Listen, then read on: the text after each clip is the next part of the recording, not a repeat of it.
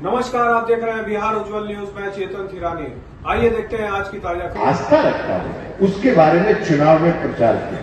और कांग्रेस पार्टी को देखिए, हम लोग भी बहुत से मामलों में डिफेंसिव हो गए।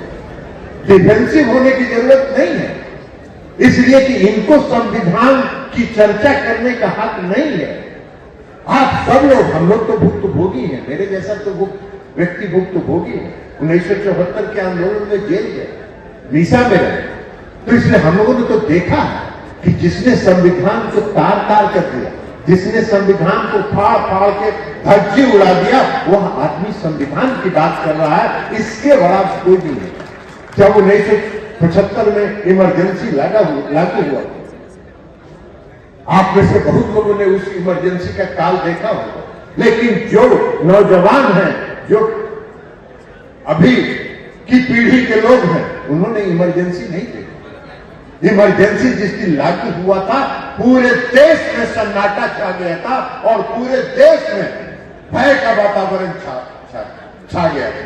प्रेस को आजादी नहीं थी, प्रेस को आजादी नहीं थी। मीसा को में जिसको पकड़ के बंद करते थे, उनमें उसको रिव्यू करने का, उसकी समीक्षा करने का जो कोर्ट को अधिकार था, उसका अधिकार छीन लिया गया। सब लोगों के मुंह पर ताला लगा दिया गया। फंडामेंटल राइट जो आम जनता का है, बोलने की ताकत, शक्ति, उसको बंद कर दिया गया। और संविधान को, जो 5 साल के लिए चुनाव होता है लोकसभा और विधानसभा का, संविधान में संशोधन करके 6 साल का उसको कार्यकाल कर दिया गया। ये तो संविधान की धज्जी उड़ा दिया। जो श्रीमती इंदिरा गांधी के समय में इमरजेंसी जो लगा, वो संविधान के काले अक्षरों में लिखा गया। तो इसलिए आप साथियों, हम आपसे भी आग्रह करें, आप सभी लोग सोशल मीडिया से जुड़े हुए, लगातार कांग्रेस पर हमला करिए कि कांग्रेस पार्टी को संविधान की चर्चा करने का कोई हक नहीं है, कोई हक नहीं है। जो संविधान का विरोधी पार्टी है, जिसने संविधान को ध्वस्त करने का काम किया, वो संविधान की चर्चा करने का वो हकदार नहीं है। आप लोगों को पता है, 2005 के फरवरी में बिहार में विधानसभा का चुनाव हुआ। सरकार बन रही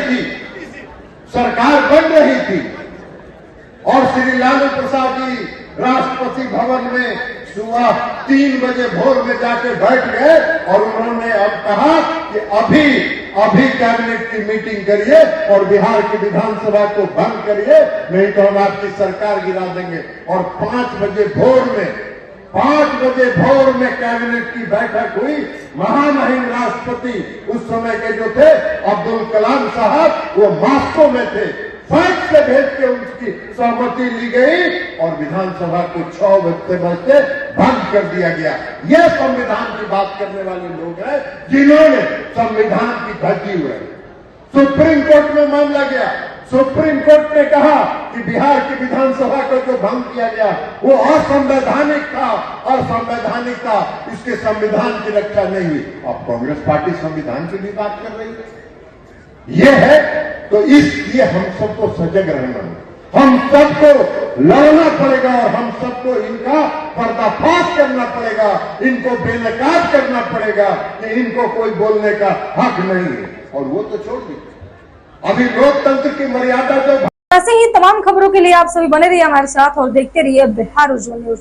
अब तक हमारे YouTube चैनल को सब्सक्राइब नहीं किया है तो जल्दी से सब्सक्राइब कर लीजिए। फेसबुक पेज को भी फॉलो कीजिए। वीडियो पसंद आए तो खूब लाइक कीजिए, शेयर कीजिए, कमेंट कीजिए। वीडियो देखने के लिए आप सभी का धन्यवाद।